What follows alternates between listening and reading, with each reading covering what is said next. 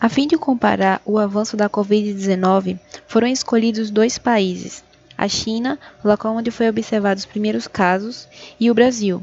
Os dados são levantados diariamente com base nos testes de laboratório e foram retirados do site ourworldindate.org/coronavírus.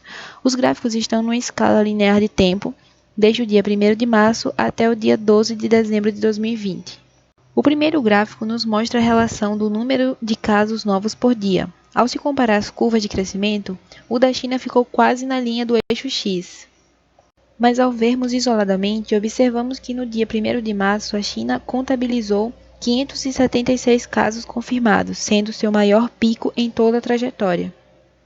Analisamos muitas variações quanto ao Brasil, com muitos picos de casos confirmados e decaídas que apresentaram 0 casos confirmados. O Brasil contabilizou em 4 de março 2 confirmados e a China, neste mesmo dia, teve 125 casos confirmados. A linha vermelha, quanto ao Brasil, pode sugerir que o número real dessa infecção pode ser maior do que o de casos confirmados. E em 12 de dezembro, a China passou a contabilizar 93 casos, enquanto o Brasil contabilizou 43.900 casos. Quanto maior é o número de novos casos em um menor intervalo de tempo, mais acentuada será a curva. E isso vamos ver neste gráfico em relação ao Brasil. Ele mostra o número de casos acumulados total no longo do tempo e causa certo incômodo porque é grande a diferença entre esses 2 países.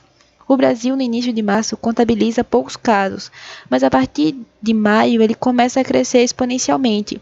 A curva epidêmica ultrapassa a marca de 6 milhões, contabilizando no dia 12 de dezembro 6,84 milhões de casos acumulados, desde 1º de março, e a China com um pouco mais de 94 mil casos acumulados. Este gráfico traz a relação dos números de casos acumulados por milhão de pessoas, em que no dia 1º de março a China tinha 55,53 mil casos, enquanto o Brasil não apresentava contagem ainda, mas passou a contabilizar em 4 de março 0,02 casos acumulados. No início houve pouca variação na curva dos 2 países, mas no final de abril e início de maio, a curva epidêmica do Brasil entra em escalada rapidamente. Por exemplo, em 2 de junho, o Brasil já acumulava 2.612.000 casos por milhão de pessoas e a China 58,47 mil casos. A taxa de transmissão é maior, então, no Brasil.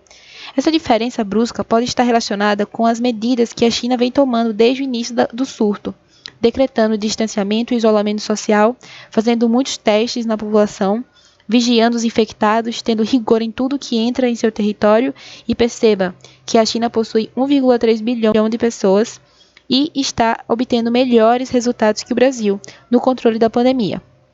Para finalizar, no dia 12 de dezembro, o Brasil acumulou 32.368.000 casos por milhão de pessoas e a China 65,43 mil casos. Bom, era isso, pessoal. Até breve.